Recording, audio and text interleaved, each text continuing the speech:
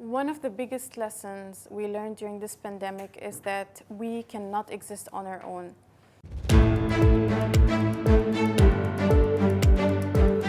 On the 24th of July, the Self-Care Day is celebrated and is shown significance.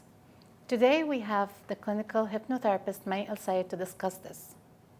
In your opinion, how would you define self-care?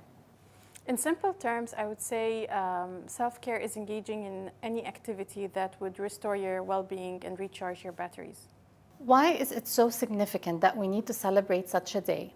I think this day is a reminder for all of us to check in with ourselves and to basically calibrate where we are deficient, where do we need to focus our energy, and how can we improve our routines so that we're back on track. We can never pour from an empty cup if we don't have our own energy restored. During the COVID situation, how has self-care routines shifted for people? To answer this question, we need to take a step back and actually look at the situation and what happened. I believe one of the most significant challenges that people faced is what I refer to as collective grief. We lost parents and children and brothers and sisters, and right now I think the world is in fear, or almost like an existential crisis. You don't know what's happening tomorrow, or you would think, what's the point in engaging in any kind of self-care activity if I don't know where I'm going tomorrow, or what's tomorrow hiding from me? Uncertainty. Yeah, exactly. And I feel like there has been a kind of loneliness. Whether you've contracted COVID or not, you need to isolate and quarantine. So we kind of feel dissociated from the rest of the community to a certain extent.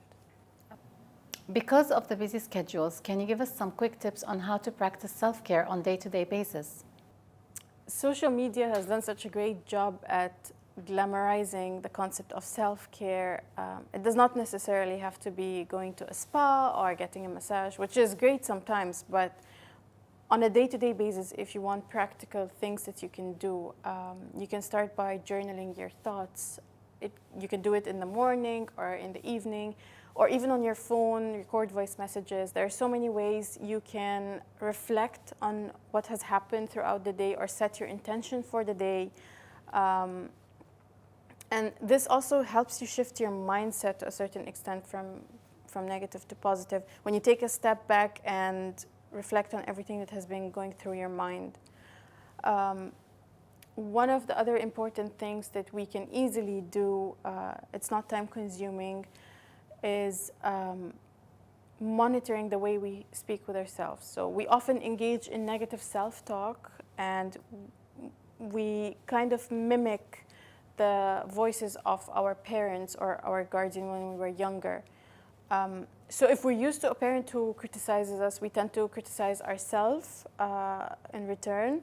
So I would just say, be conscious of the way you speak to yourself when you look in the mirror and the thoughts that run inside your head, and try to immediately change them or replace them with positive affirmations. One of the biggest lessons we learned during this pandemic is that we cannot exist on our own. A great self-care practice that we can engage in is giving back to our community. And I know you'd ask, how is this about myself if I am giving to someone else? You saw how the world worked together to find a vaccine in a very, very short period of time. Yeah.